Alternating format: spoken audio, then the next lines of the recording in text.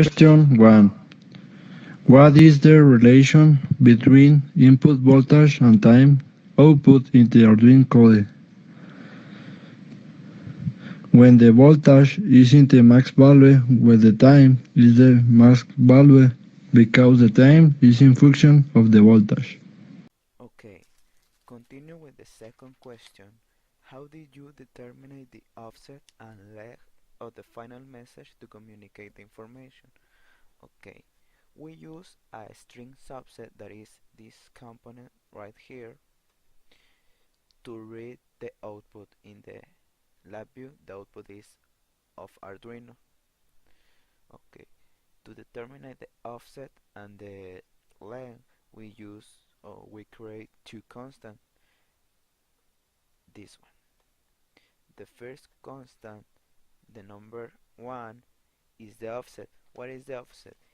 It's the number of data that we have to or we want to ignore it. I'm gonna explain that.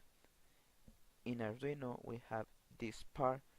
In this code we want ignore this space right here. We don't want to appear in the final lecture, so we create a constant with 1. This one corresponds that the space that be ignored. After that we create another constant, that is the number 3. This number 3 corresponds to the final or to the next part in the code.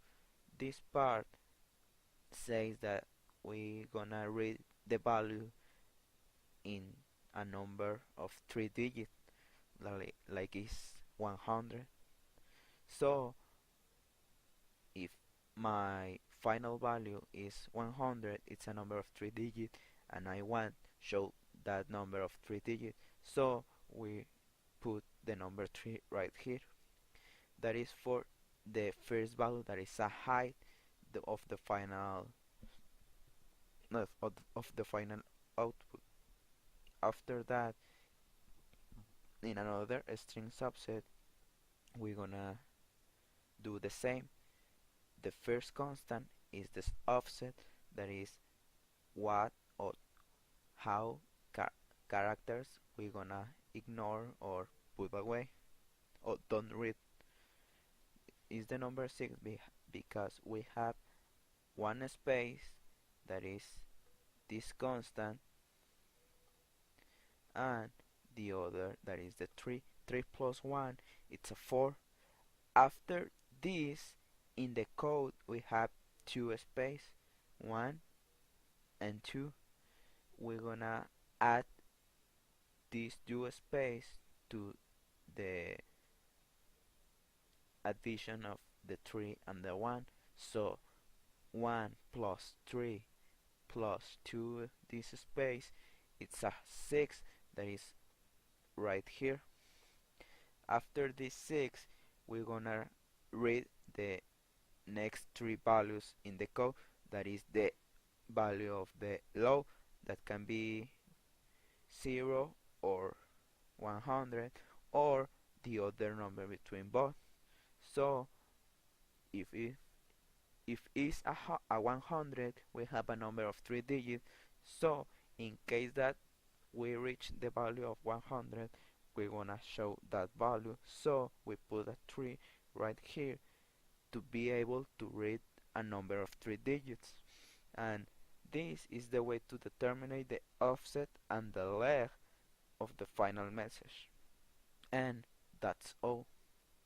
Okay, the next question is, what is the process to communicate Arduino with LabVIEW?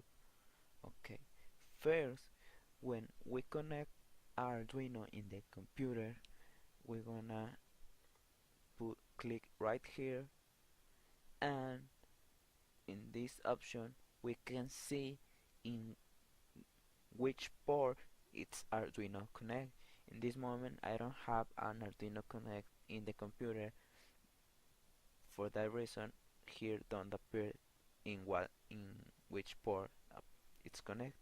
But when we connect the Arduino, we can see in which port is, for example, a COM4, a COM3. After that, in lab view, we're gonna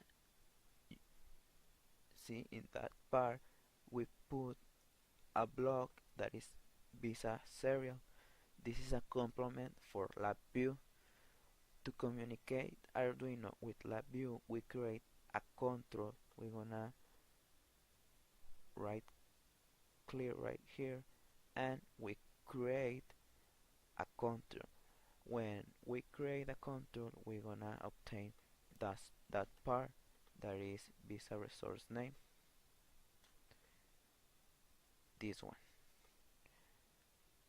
With this, we can read that is connect in the port. I'm gonna show the other window of LabVIEW, that is this. This Visa resource name correspond that. So if you see, we have right here a COM4. For example, if I have connect an Arduino and in the application of Arduino select the serial port COM4, with this part I can select which port I want to connect or communicate, and if I select COM4, I'm gonna read that is connect on the COM4. So for this way we make the communication with Arduino and LabVIEW.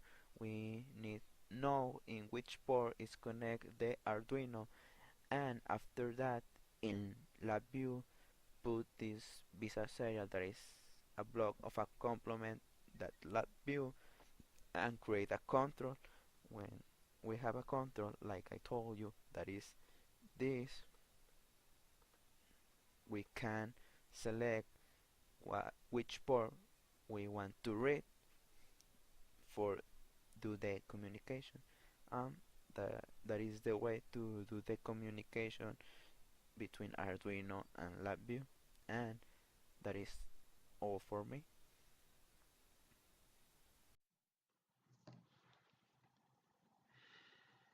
The last question is, what is the process to develop the test cycle of the phi position? Fine. To create the phi position, we use structures and we select the flat sequence. The flat sequence is these structures. These substructures can be created as the fame after. It's a new block for add next step and the next step and the next step and the next step. Here we use the VI previously created, and this stabilizes the range in the first position appears in the other window. This is the first position and this is the second position and this is the third position, fourth position and fifth position. These are the LEDs. When this is less of thin, this LED is activated. If is more of this constant, the second LED it's activated. This is for activate the LED position when the date of Arduino it's in this position. If the code of Arduino is in this position, activate this LED. to make the circuit do this function, we need create the sequence of different positions: position 1, position 2, position 3, position 4, and position 5. And this is put into a structure while. In the structure while, we put a button of stop, and this the circuit can be run, and we can stop in this button.